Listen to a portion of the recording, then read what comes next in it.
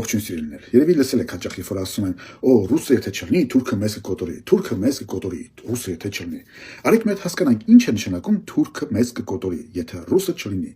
Նախ բառը շատ յուրահատուկ է ընտրված՝ կոտորել։ Գիտեք ինչ է, այն իր մեջ սարսափ է պարունակում եւ կենթանական զգացում, որովհետեւ կոտորվում են անպաշտպանները, ինչպես նաեւ կամ կենթանական աշխարհում ոչխարները։ Կոտորում է, թուրքերը մեզ կկոտորեն։ Արեք հասկանանք, որտեղից է գալիս այս սինդրոմը եւ այս վախը։ Ռուսը որ չլինի,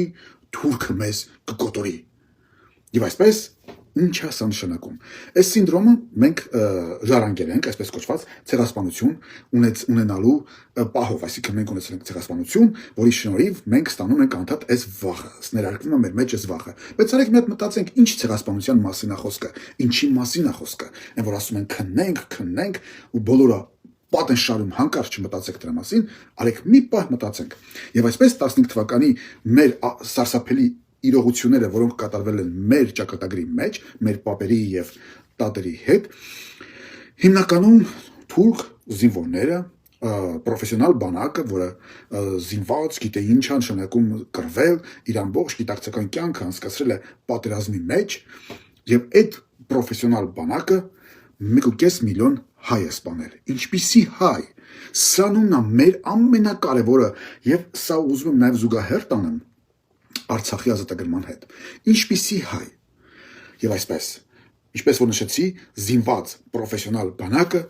կարողացել է սպանել 1.5 միլիոն կանանց, երեխաներին, անպաշտպան գյուղացիներին եւ ինտելիգենտներին։ Ինչու անպաշտպան, որովհետեւ նրանցից որևէ մեկը չէր սպասել, թե ինչ է գալու իր գլխին։ Պատմական փաստերը, երբ որ կարդում ես, հասկանում ես, որ մարդկանց տներից հանել են դուրս, մարդիկ տեղեկել չեն եղել ինչի համար եւ որքան ժամանակով, հետեւաբար նույնիսկ ուտելու բան չեն վերցրել իրենց հետ, այսինքն համապատրաստի են եղել, անպատրաստ են եղել տանից դուրս գալու համար։ Եվ դեռ այդքան ժամանակներով տարել են, հյուծել են, դարձրել են արդեն անզոր անկարող, հարձակվել սպանել են, ասում մենք տղա ենք, կարեցանք կին սպանենք։ Եվ սրանումն է մեզ տարօրինակը թվում, որ այդ թուրքը, որ ընդամենը սպանել է կանանց, երեխաների եւ անզեն մարդկանց, մեր մեջ սարսափ է ներարկում։ Թուրքը մեզ կկոտորի։ Թուրքը մեզ կկոտորի, ռուսը որ չլինի, թուրքը մեզ կկոտորի։ Ախր ռուսը կար, որ թուրքը մեզ կոտորեց։ Հենց դրա պատճառով մեր մեջ այս խնդրը մենք ունեցանք։ Բայց գիտես որ քո կենսագրության մեջ դու ունեցել ես մարդիկ, որոնք երբեք չեն հարձակվել թուրք երեխաների վրա, որովհետև իրենց պատիվ չի բերել։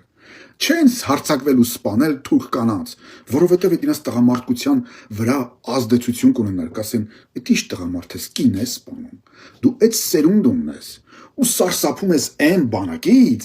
որ հարձակվեց սպանել կանանց ու երեխեքին։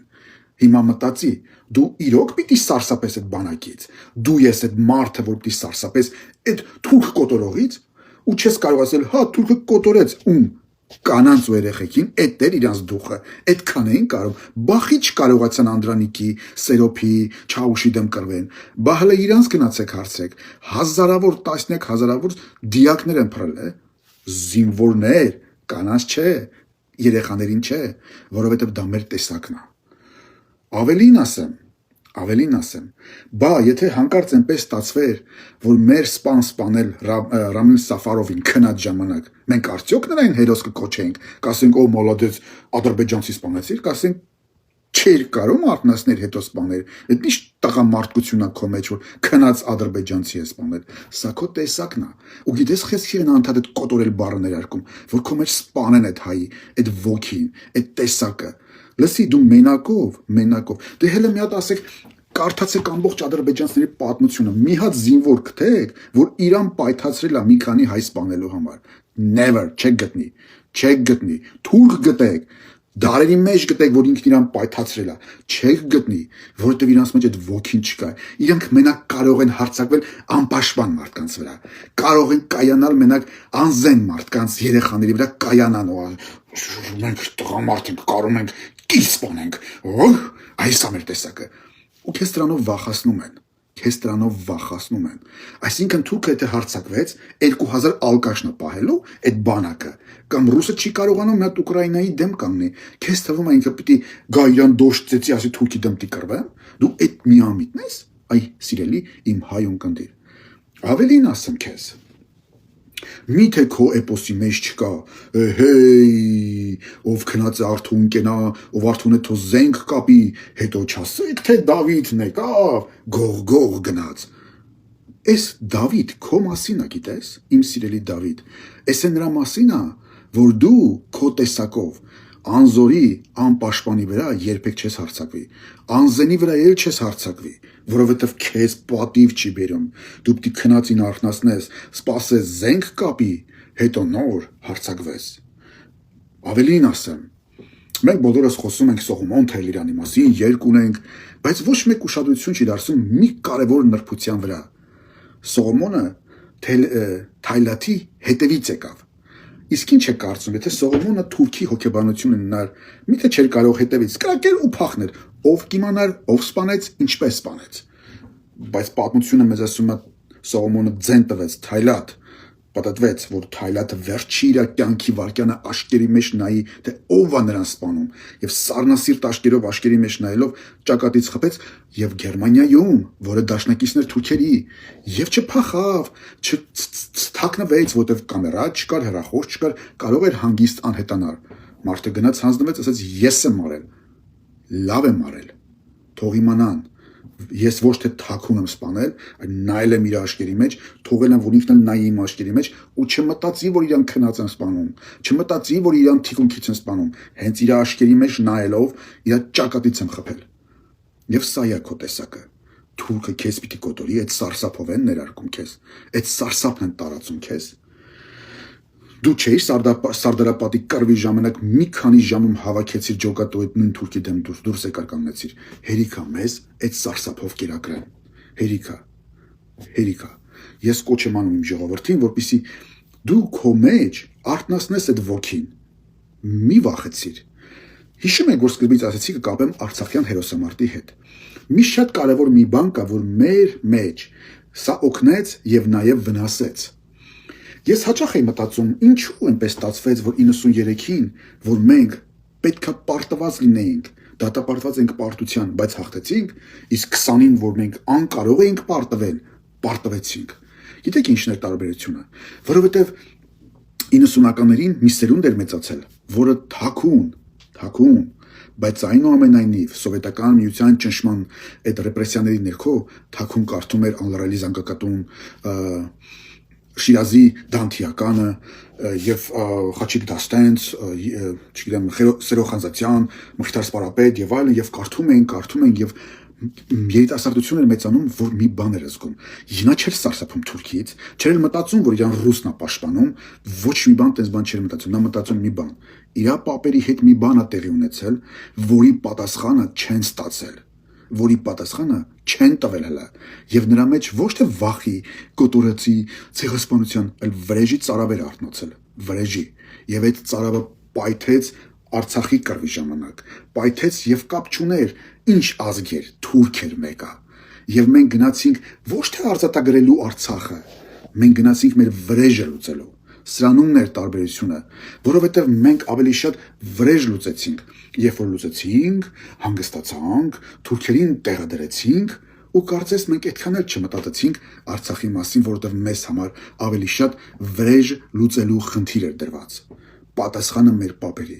ով էր մտածում ցեղասպանություն բառի մասին, բոլորի մեջ մտածում էին հատուցման խնդիր կար, վրեժի խնդիր կար, պետքա վրեժը լուծվեր, սա էր տարբերությունը, իսկ 20 թվականին հասցրեցին մեր մեջ մտցնել վախ, սարսափ, թուրքը մեզ կուտի, այս ադրբեջանցին կհարձակվի, հիմա էլ բան են, նոր բան է բերել, 300,000 ադրբեջանցի, Կլե թող 300,000 չէ, թող 300-ը փորձեն գան, այդ ով կթողի, որ իր հարևան ադրբեջանցի լինի, հələ կառավարություն բանը թողեմ, այ իմ սիրելի ունկնդիր, դու պատրաստ ես թողես, որ 330 ադրբեջանցի գա մտնի քո տարածք, ինչ որ ապրի քո հետ, կարող է ինչ որ մի ժամանակ հետո թույլ տաս գան, մի հատ պատտվեն, թողեն գնան, հա, եկեք, ֆրացեք, գնացեք, էնել, բայց տեղափոխվել ապրել, Ես ինչի մասն եք խոսում, այդ ով թույլ կտա, բավական է մեզ այդ ստերով կերակրեն, մի փոքր, դուրս արի այդ խաբված կաղապարիցդ, մի փոքր դուրս արի քեզ սարսափի մեջ, գիտեք ինչքան հեշտ է վախի մեջ կառավարելը, ինչքան հեշտ է քեզ վախ ներարկելով քեզ կառավարելը, որովհետև վախի մեջ քո մոտ անորոշություն է արթնանում, վախի մեջ քո մոտ տարօրինակ ձևի զգացումը փրկիչի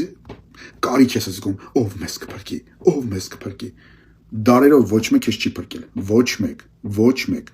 փրկել ամենակ քո բազուկը, քո ուժը ու քո Աստվածը, սա է, ու մի բան էլ ասեմ, վերջացնելով, որովհետև նորից ետ գանք քո էպոսին, մեր էպոսին, ինչ է ասում էպոսը, ասում է, քո խաչ պատերազմին քուրքիկ ջալալի ձիուն, հրեղեն ձիուն և թուր կեցակին, ուզում եմ այս բառերի վրա, որոնց վրա, որ մենք որպես բան ենք նայում, էպոսային արտահայտություն, դուք տեղյակ եք, որ կան գիտնականներ, որոնք վերլուծում են այս բառերը, արեք սկսենք հետևյալից, հրեղեն ձի, բոլոր էպոսներում կան թևավոր ձիեր, ունեք Հունաստանում կան պեգասներ, որ ձի են թռնում է, քո ձին թևավոր չի, որովհետև թևավոր ձին տրամաբանական է, թև ունի, թռնում է, կամ ասենք բաները ձիեր կա, որ կենտավրներ է, ասենք կիսաձի, բայց քո ձին ոչ կենտավր է, ոչ թև ունի, բայց հրեղեն է, այսինքն կրակ է արտադրում, ինքն իր մեջ թռնելուց կրակ ու հուր է արտադրում, հրեղեն է, դու չես նմանակում այն նաև ինչ-որ միտեղ վիշապին, ինչ-որ միտեղ ձի ու տարօրինակ ձի է քո ձին, քո էպոսի ձին, ասեմ ավելին, քո թուրը կայծակ է արտադրում, լազեր է արտադրում, եթե այս դարի մեջ որ խոսենք, ապա կասեն ոչ թե թուր կեցակի, այլ կասեն լազերնի թուր, դեռ որ երրորդ դարից դու ինչի մասին ես գրել, դեռ որ երրորդ դարից ինչպիսի թրի մասին ես գրել դու, քո հանճարը, քո տաղանդը, քո էությունը փչացնելու մեծագույն պատերազմը գնում, մի սարսափի, մի վախեցի, հիշի ով ես դու, այդ էպոսի բառերը հիշի, հեյ Դավիթ հիշիր ով ես դու, նայի քո խաչ պատերազմին, թուր կեցակին ու քո հրեղեն ձիուն, սա քո տեսակն է, Աստված օրհնի հային ու հայ ժողովրդին ու Հայաստան աշխարհը, ողջ լինենք։